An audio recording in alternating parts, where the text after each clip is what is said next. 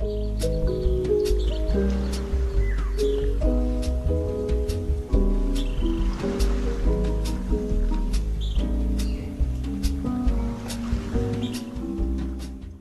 Mary Venzel White, and this is Creative Space Chats with Writers.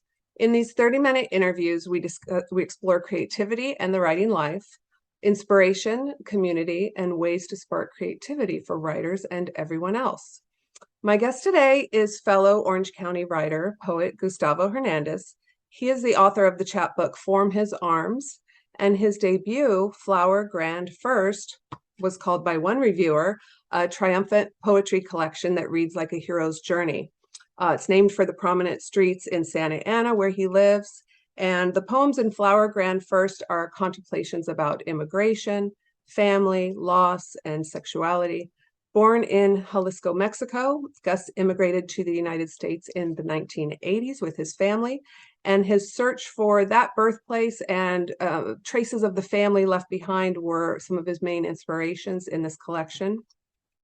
You and I met at a writer's event a few months ago, and we had a brief but pretty far-reaching conversation about work-life balance and, I don't know, Netflix shows and modern fantasy, right?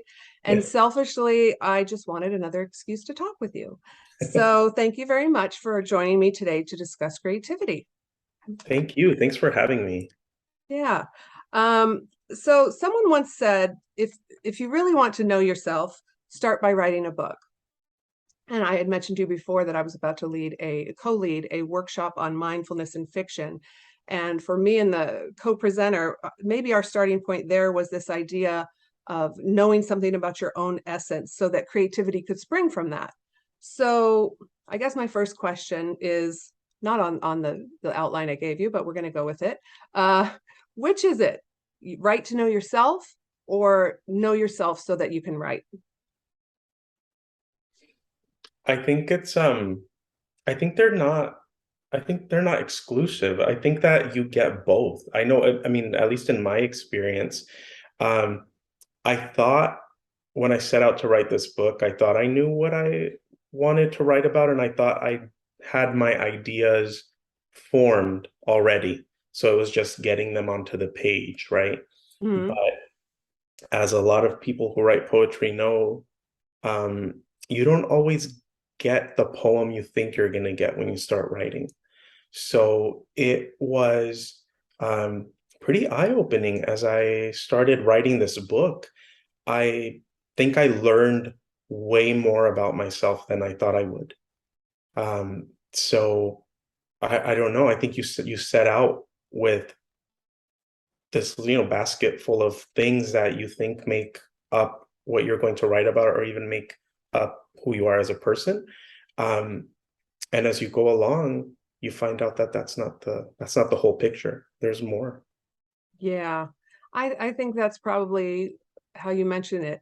True. You start out thinking that you'll write about a certain thing, and then you learn things, and maybe you stick to that somewhat as maybe a framework, but we do learn about ourselves as well.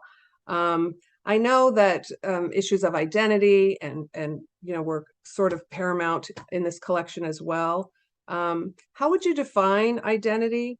And if there's several components involved, how does that work with, how does it contribute to your creativity, knowing yourself and contemplating identity? I think that identity is definitely big in this book. And as far as what a person's identity is, I think it's a mix of a lot of different things. I mean, sometimes I think we kind of get pigeonholed a little bit, right? Where people want to reduce who a writer is and put you into these little neat boxes, right? Like the, I don't know, Latino box or the gay male box.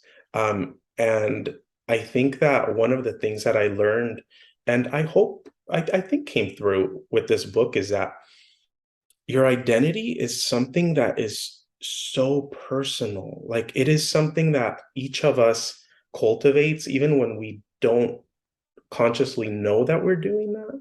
So you have Gus, the poet, right? You have Gus, who is the son, the immigrant, um, the video game aficionado, the 90s Mm. alternative rock fan.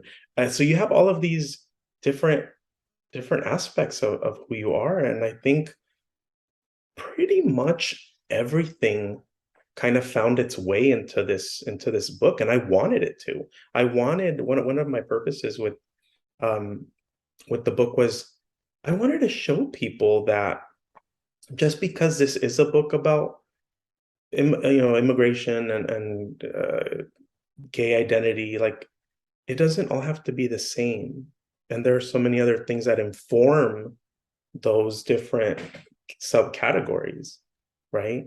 As many different things as there are people. Yeah, it's So, just that and it's more. a yeah, and I think the important part is to acknowledge and not try to put yourself into those categories, not say, oh, because I'm this, I have to write about Mm. this. It's like, no, if you want, you know, to bring another element into this poem about a certain thing, you go ahead. I mean, that's who you are. You can't go wrong. Yeah. And I hear you on boxes. I recently attended a workshop, and a Black author was talking about how in African American month, she doesn't really answer requests because she doesn't want to be just confined to be the guest during African American History Month, right? But yet it also maybe is a good opportunity. So I think I can see where that is sort of a problematic thing, right? Being put in a box. Yeah. Yeah, and you just have to find your way around it. You have to Yeah. find your way through the whole thing. And I don't know, just I know it sounds like very just simplistic, but as long as you're true to who you are, I don't think you can really strike a sour note. I mean, sometimes the truest things are the simplest, right? Yeah, yeah, Um, absolutely. I really like your focus on place in your collection, because I've been out doing a couple workshops and I teach writing, and we're talking about where does your inspiration for your story start? Character, place, or setting, or plot, or of course I write literary fiction, so you would think it would be character for me, and sometimes it is, but honestly, I start usually with setting. Even if I have an idea of a character, I can't really start thinking about, and maybe it's because I like travel, so I like thinking about different places sometimes. But can you talk a little bit about setting and how it's so infused with this collection? And I felt like in every poem it really was, and I think the cover is so good about it too, because I feel like it's just seeped into every bit of every poem. Yeah, I have said before to people about how when one of your first experiences, one of your first big experiences in life is immigration, is movement, you're always hyper aware of location. I used to be here and now I'm here. What does that mean? Right? So I think that was the seed of my fascination and my almost like an inability to break away from placing the reader. Um, but I also, I mean, I read a lot of fiction. That's kind of what I fell in love with, as far as what I like reading, right? I love short stories. That's if you tell me you read for fun, I will almost always grab a short story collection. Yeah. So setting is usually pretty important, right? Like when you're writing fiction. And I think that's just how my brain thinks about literature. It's like you place the reader, you place your characters, you place yourself. Um, and so yeah, I think that's it. And I can't, it's very difficult for me to write without placing the reader. I almost can't write another way. And I'm not big on like forcing stuff. So if that's Yeah. what the brain wants to do, if that's what's gonna come out, like I just I go with it. And I, people yeah, have responded to it tremendously. yeah. I sometimes wonder if it's, the age that you and I grew up in, which is much more visual than it used to be for people, right? And Mhm. so we have kind of this cinematic way maybe of looking at things that has to kind of visualize it and place it in a place. True. Yeah, but I think also what you said about immigration, and that's so poignant to put it that way, that one of your first big experiences was literally being moved from one place to the other, having to figure out a new place. Gloria Anzaldúa, which is a quote I put down, she said it's like trying to swim in a new element, right? An alien element. Mhm. You can't just get up and go about your day. You're constantly looking around at the new setting to figure things out. Right. To know where you are, where you fit in. And yeah, which is who you are, partially as well. Right. Um, so so we were kind of playing around with, knowing yourself, writing yourself to know. Can we keep ourselves out of our creative writing even when we try? Your collection is, of course, strongly autobiographical. Um, do you think that it's even possible to keep yourself out? Um, I think that some people are better at it. I think. I mean, you read a lot Or of, they think they are? yeah, they think they are sometimes, or you don't know them, you don't know, not all Yeah, of writers that we read are our friends, right? So right. know very little sometimes. And so you kind of think, okay, well, this person is from this place, but she's writing about this place. But you don't know what's going on behind the scenes, like how much of that is based on their own life. Um, and as far as me personally, have I don't know if I've ever really tried to take myself out of the equation. I've always written from an autobiographical standpoint. Um, so yeah, I think it's probably possible. People have done it, but I can't. I don't even know if I want to, you I know? don't even, yeah, I'm not sure. I don't know what that would look like. Like I said, I feel like I got to a point in my writing where I thought, okay, I've expunged all of my autobiographical problem or stuff, and now I'm just going to create a whole new thing. And now I look back at that whole new thing, and everybody's there. The whole fam is there. Right. It's like, I'm Yeah. there. Yes. And the Uh, other day, when you and I were having a conversation about uh, my first book, and then the mhm. project I'm working on now, I remember telling you like, okay, well, this thing that's in the first book is not in the second book. There's nothing about that in the second book. After we had that conversation, and I was, look editing some poems and stuff, I thought, yes, it is. There it It's right is. there. How Mary did was I right. not know? Because I Yeah. remember saying, well, you may not realize it, but it's probably still there. And Yeah. yeah, I mean, it is. I think sometimes no matter what, and that goes to show you what you think your writing is sometimes is not 100% accurate. You think you've got it all figured out, but there's so much going on in here that I don't know, things just come out sometimes without it being Yeah. intentional. I think we're all destined to just kind of write about the same themes over and over again, whether we try to or not, particularly if it has some unresolved element, which is like everything, right? So I would love for everyone to hear. Do you feel like reading a poem for us? Sure. Yeah, I'll read a poem.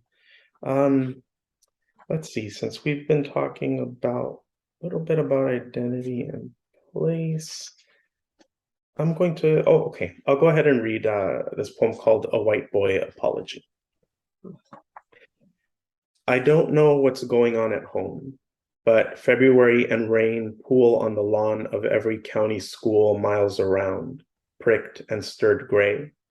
I am a weak glint carried through these valleys, snow on the tip of the San Gabriels, another one of California's half-mouthed phrases, a boy hanging out with girls born in the foxglove of only one landscape.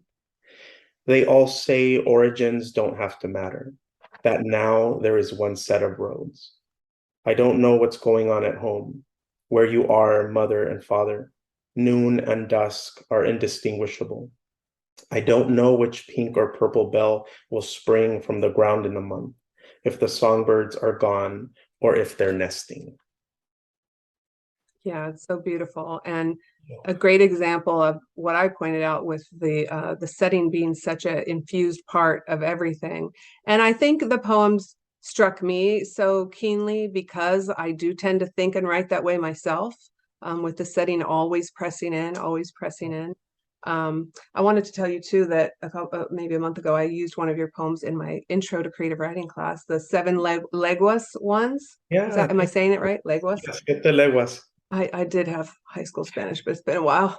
And we really just I put it up on the board, or on the projector, and we really just tore in, and I pointed that out all of these things and probably intimidated them for these kids that are trying to write their first poems. It's so good. There's so much there. Anyway, Yeah. I want to talk a little bit about this notion of kind of going off of identity, a notion of, what is our private self? What is our public self? Laura Vandenberg said, there's the public self that we present to the outer world. There's the private self, which maybe takes more time to assess. But ultimately, what I'm most interested in as a writer is a few notches below the private self, which is interesting. And I think we've kind of delved into that, your process of getting to know yourself and having that come out in your writing. But I wanted to talk about, again, more your public self, which is Orange County recently named its first poet laureate, and you were an honorable mention. Congratulations. Thank And you. in August, you were bestowed with a certificate of recognition for outstanding contribution to community through creative writing by the city of Santa Ana. Also, congratulations. Does this visibility for yourself and your writing, do you feel that, does it bring responsibility with it?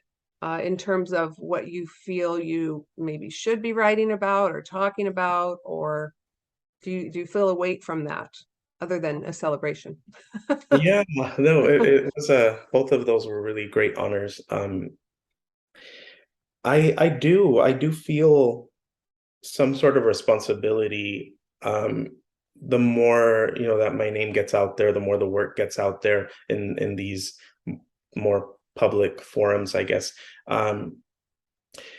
And I think that maybe, we each have our own ideas of what someone who is a little bit in the public eye should be doing with their work, or the areas they should be focusing on, the areas that need attention. Um, Sadly, our world needs a lot of attention in a lot of different areas. So I do feel the responsibility, but I think the way that I've handled it is I've thought about what what am I naturally drawn toward? What issues am I naturally um, passionate about? And it makes sense to think about it that way for me, because I think I can do the most good in areas that I feel strongly about. I could sure tackle a lot of other issues that maybe I'm not even, a lack of passion, but just a lack of knowledge too. Mm-hmm. Um, we don't all, know every little bit about every little thing. So I think for me, the two prongs that have come out of this increased visibility is, one of them is education. And when I say that, I mean like attention to like K through 12. Mm. So I've gotten the opportunity to speak to middle school students and to high school students about writing. And honestly, like, it's been so fulfilling to do that, because a big part of this first book especially has to do with my childhood, right? And Mm. this experience of growing up. And that is so interwoven with literature for me, because that it was so important. Reading was a sanctuary for me growing up. And so that's sort of what this responsibility is kind of manifesting into, is this desire to reach out to the community of students here in the county, and all across the country, to kind of just create a sort of like more visibility, right? Like, here is a person who is from your community, Right. or a person who maybe looks like you, a person who comes from your Mm-hmm. similar background. And I'm writing, I have a book, people are responding to it. Hmm. Hmm. It can be done. I didn't have a lot of that growing up. Even though I mean, writing found me very early, but I didn't cultivate it, I think, as much as I could have, because I always thought writing was for other people. Yeah. I didn't think it was for people who come from, my background, ethnic background, socioeconomic background. Yeah. I just didn't see it as a possibility. So that's one thing. And another one is, um, my book has a lot in it about grieving, right? And my father Mm. passed away during the writing of the book, and so the writing these poems, it was a great help during the grieving process. And so when people in the community have reached out to me and said, okay, this poem really spoke to me, I recently lost my dad, I recently lost my mom or a brother, like I really do feel a responsibility to be there for people as much as I can with this writing, to tell them it helped me. You may want to try it, and even if it's not writing, even if it's painting or whatever Yeah. your outlet, but Hmm. um I just want to let people know that these poems aren't just there because I wanted to write poems. Like, these poems have so many purposes, right? Like, and Mm. one of them was to help me heal from the greatest loss I've experienced in my life. Right. So that's how I'm sort of framing this responsibility, is, and those are the two major prongs of it. I mean, I think it's timely. I feel like kids start out in school and they get a little attention towards their creative impulses, right? That's kind of where we start them, right? And then I feel like, at least in my parenting experience, you get middle school, high school, and teaching, middle school, high school, it turns so much more towards academic type writing, which again, English major, very important. But as you put it, it's not just writing, but creative expression. It should be a part of kind of your mental health plan, because everybody has creativity, right? And we're having such a mental health crisis right now, and with everybody, but really, really with young people as well. And I could see where it's a very timely time for you to be discussing using your creative impulses, because they really can be healing in so many ways.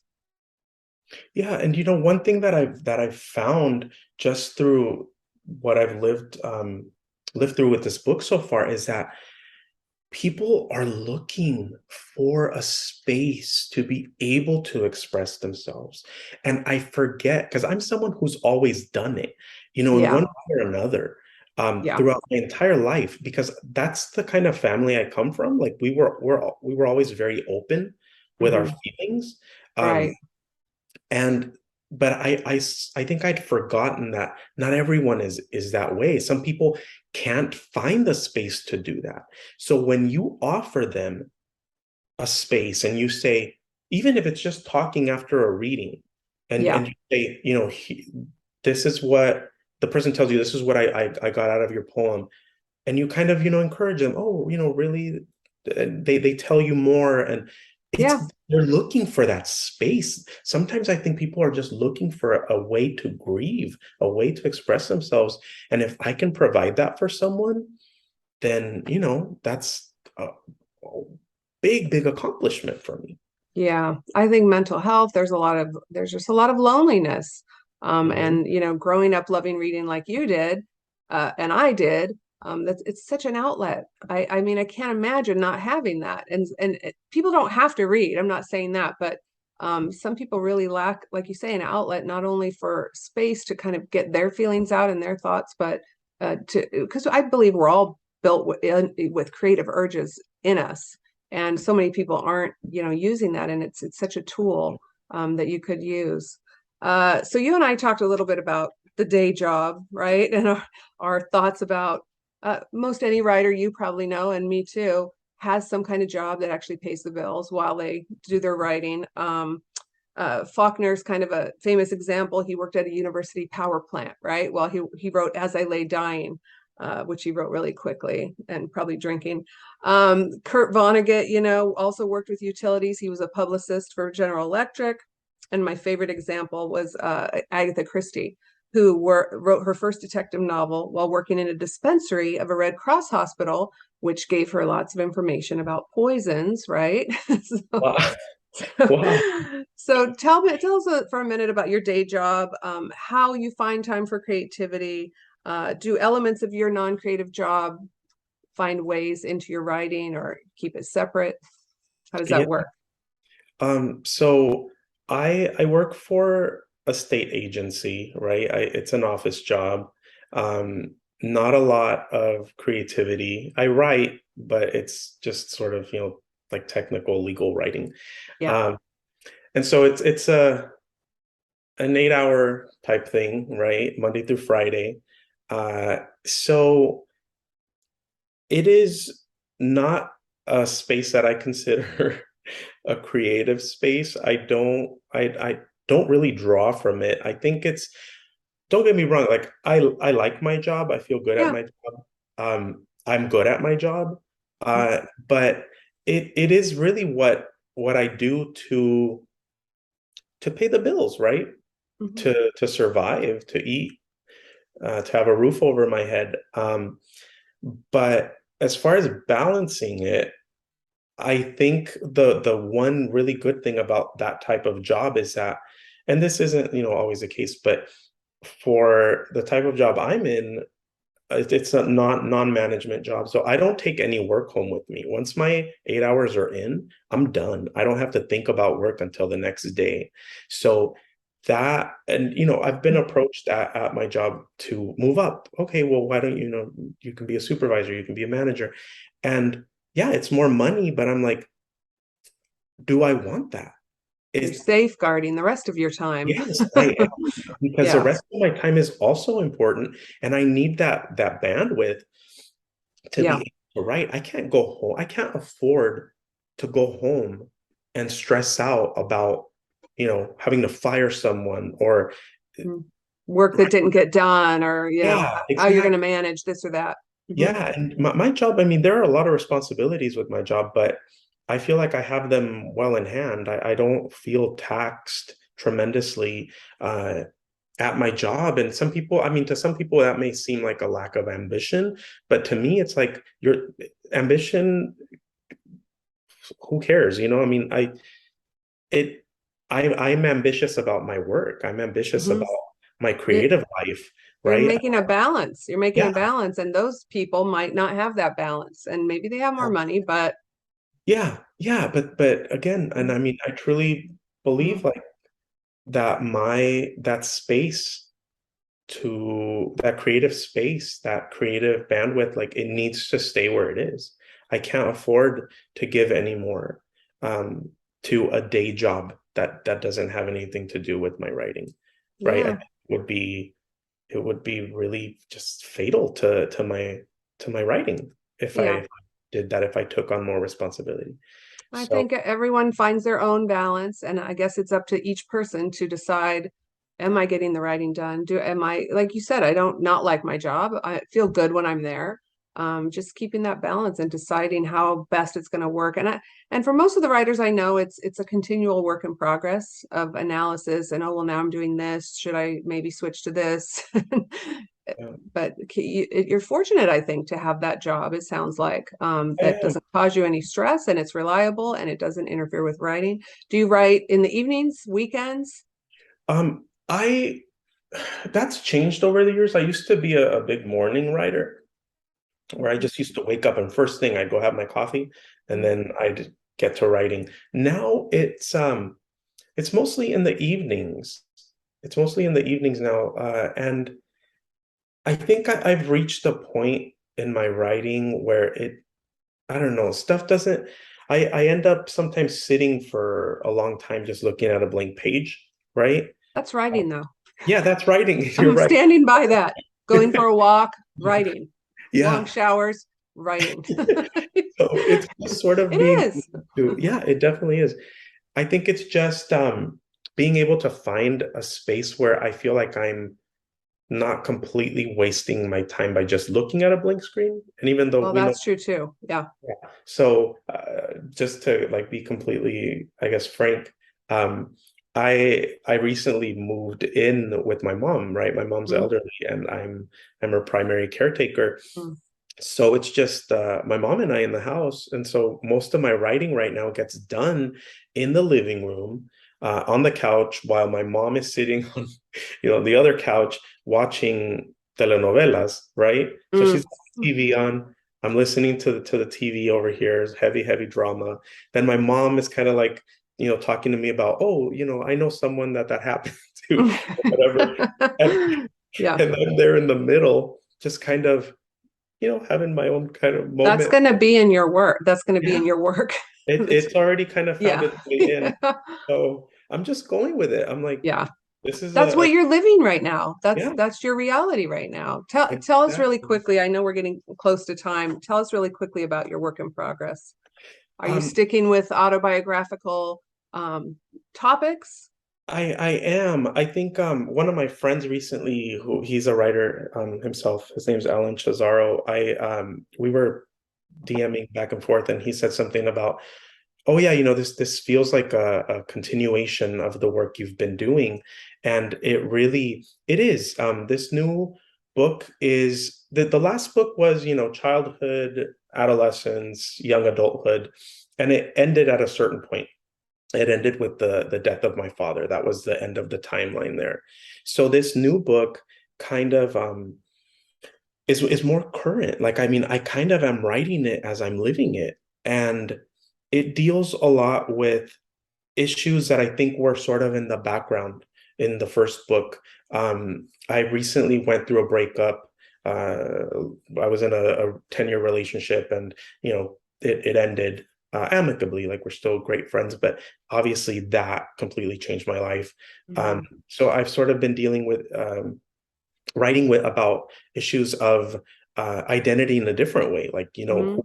who am I at this point when you take away a relationship, when you take away that sort of um, kind of set, partner home dynamic, right? Here I It's am, like, part of back who in you the- are, and you yeah, and part of what you thought your future was going to be, and it's a whole right. recalibration.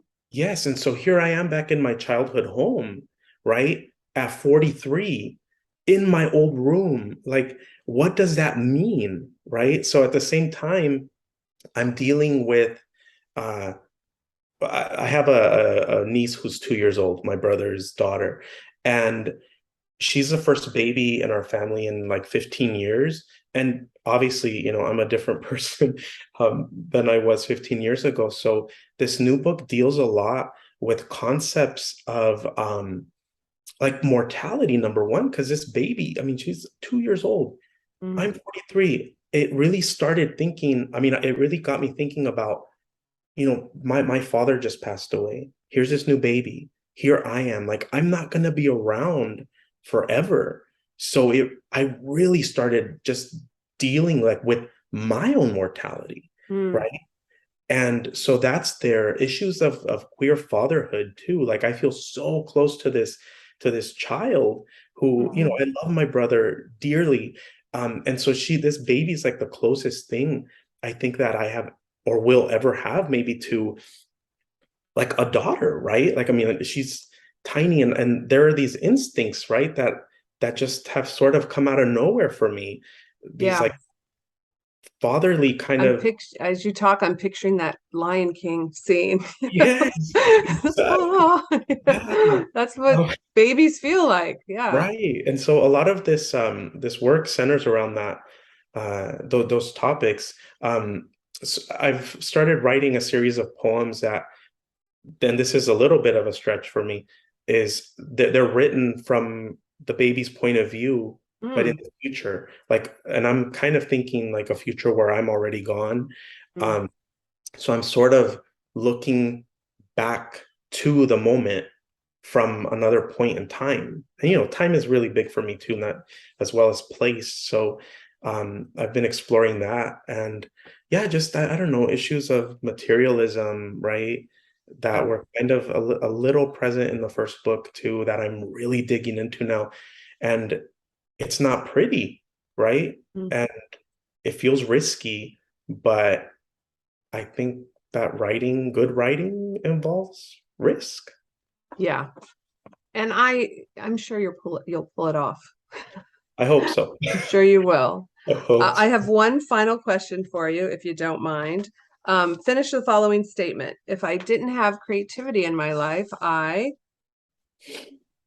Oh, if I didn't have creativity in my life, I don't know what I would do. I don't know where I would be. It's something that I've always needed. It's scary to think about, actually. Yeah. yeah, I agree. It is scary. Yeah. Thank you so much for joining me. It was lovely talking. We went over, I knew we would, but it's a joy talking to you every time. Thank And you. I wish you the best of luck with your new project. Thank you so much. Thanks for everything. It's a joy talking to you too. I really enjoy it. Thank you.